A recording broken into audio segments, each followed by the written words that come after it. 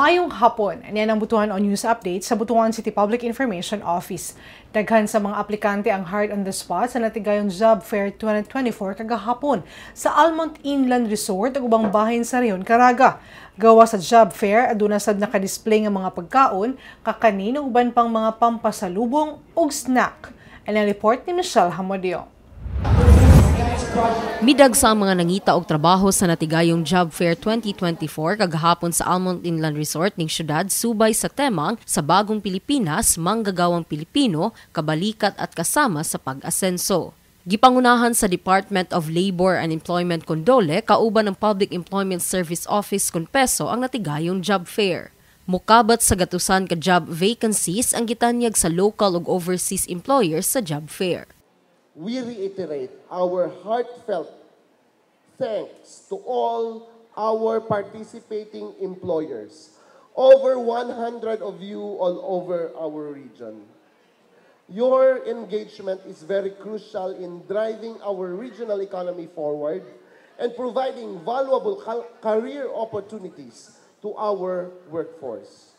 We are encouraged, all our employers, we encourage you to open your doors to our job seekers. Please hire our job seekers on the spot today. Usang 23 anyos nga si Dayan Diuna nga taga-Esperanza Agusan del Sur sa nang-apply isip magtutudlo ug maswerteng na hired on the spot. Actually, I did not expect that I will be hired on the spot, and I don't know that there is such thing as hired on the spot here, so I am happy and at the same time, no shocked because of this opportunity. Thank you for everyone who are here, for giving us job seekers the opportunity to have our job, for the Department of Labor and Employment for giving us this opportunity because it is very hard nowadays to have to land a job. Usa lang si Diuna sa 419 ka-hired on the spot sa tibuok rehiyon sa Caraga.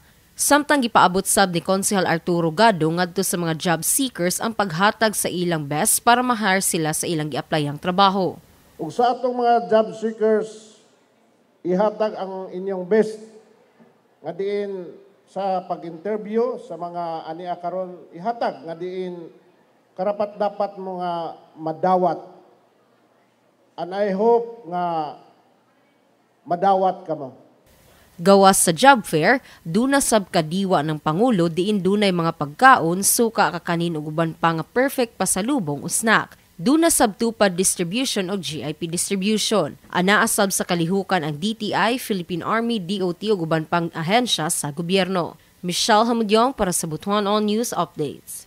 Sa laing balita, gisugda na ang Garbo Art Exhibition sa North Atrium, Robinsons Place, Butuan kagahapon.